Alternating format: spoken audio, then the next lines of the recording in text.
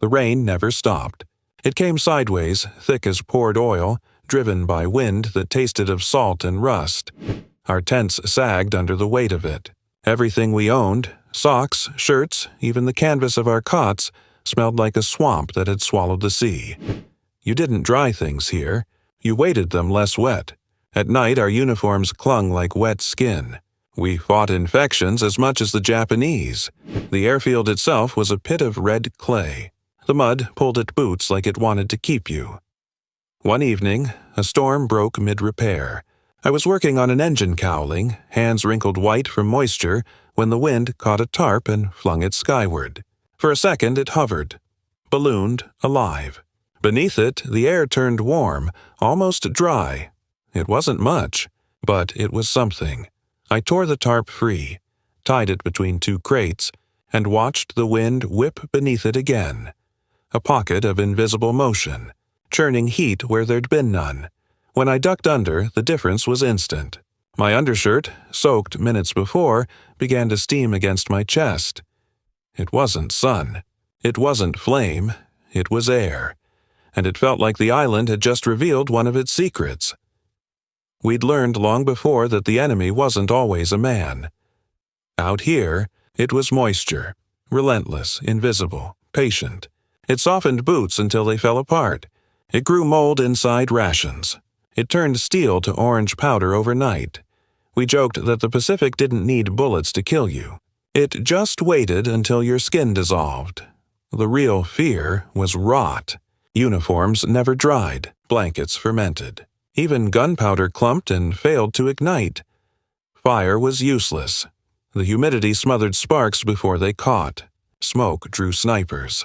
So we lived between extremes, soaked or suffocating. Every man had his ritual. Some slept in flight gear to stay dry. Others rubbed kerosene on socks. Madness, but desperation makes scientists of fools. The day I found that warm pocket under the tarp, something clicked. It wasn't the heat itself that mattered. It was movement, still air suffocated, moving air-stripped moisture faster than flame ever could. That night, I lay awake listening to the rhythm of the wind pressing through palm leaves, the hiss as it bent around our camp. It wasn't random. It was alive, predictable, strong enough to carry sound across miles. If it could carry sound, it could carry steam. The trick wasn't to fight the wind. It was to shape it. By morning, the storm had passed, or maybe just paused.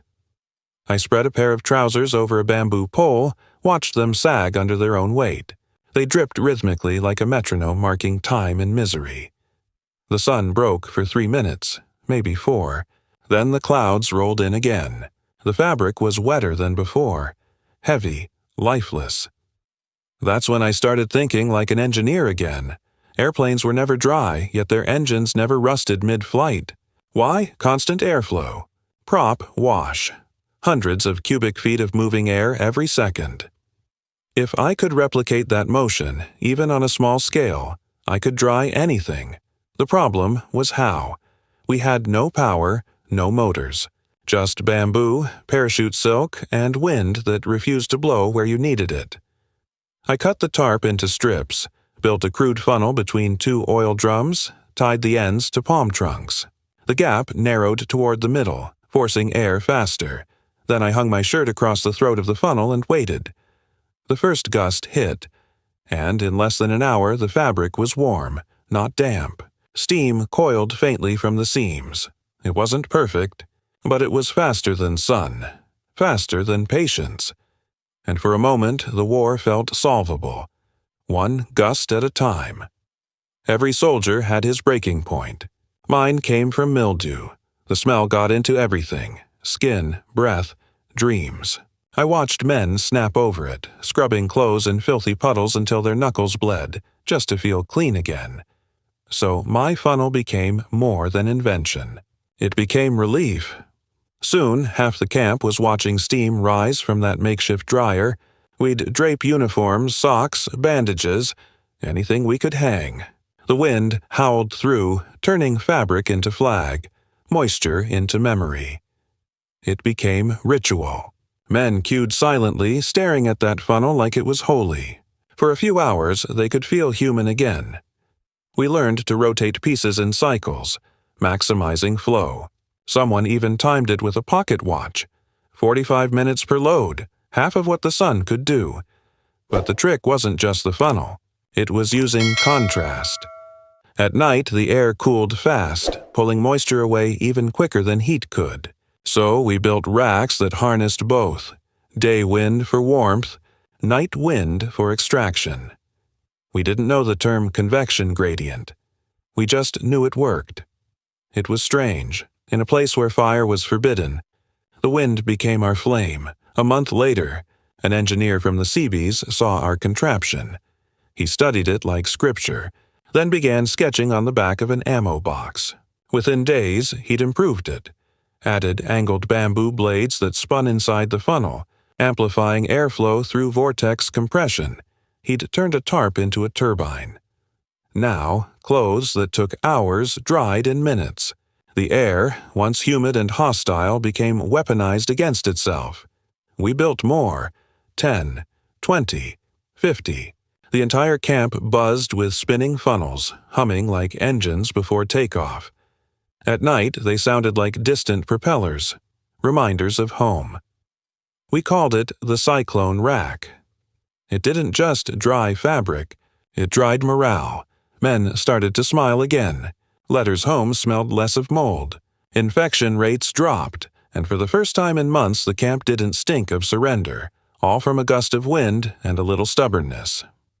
Word spread. Other islands copied the design: Tarawa, Guadalcanal, Peleliu. Anywhere the air hung heavy, the cyclone rack followed. It worked for more than uniforms. Blankets, bandages, even flight maps were dried this way. The same airflow that saved our feet saved our focus. We learned to build them fast. 4 poles, 1 tarp, 1 funnel throat. If you angled the opening just right, the Pacific itself did the labor. The trick even worked aboard ships. Sailors mounted small versions along deck rails, drying gear without risking open flame near fuel. Command eventually formalized it. Passive airflow drying apparatus, they called it, though no one ever used the name. To us, it was still the cyclone. It wasn't invention. It was observation turned into discipline. And every time the wind passed through those narrow throats, it sounded like applause. After the war, the same principle found new life.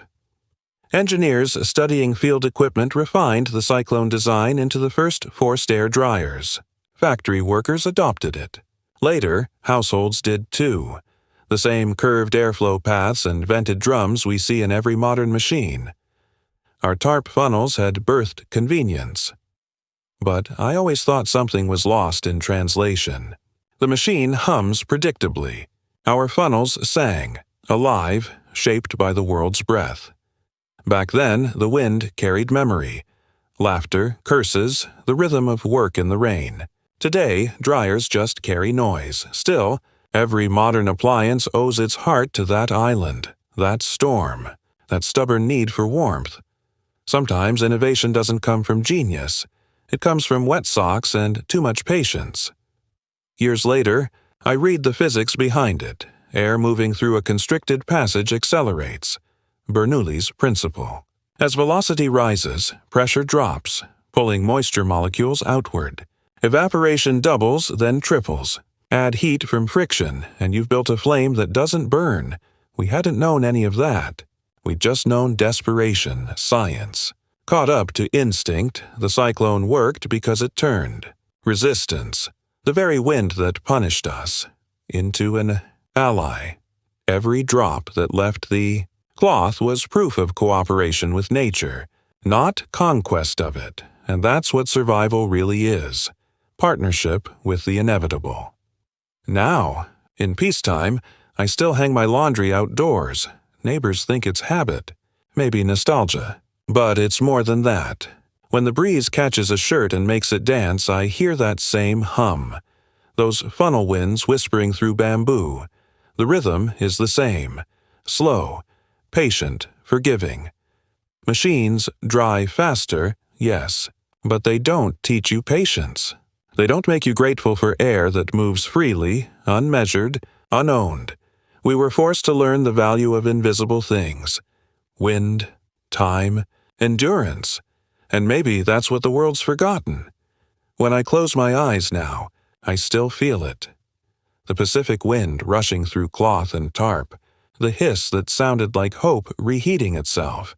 We built nothing permanent, yet its echo lives in every home that hums with drying air. The real trick wasn't the funnel or the physics.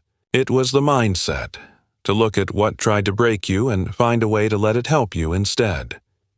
The war took years, friends, innocence, but it gave us humility.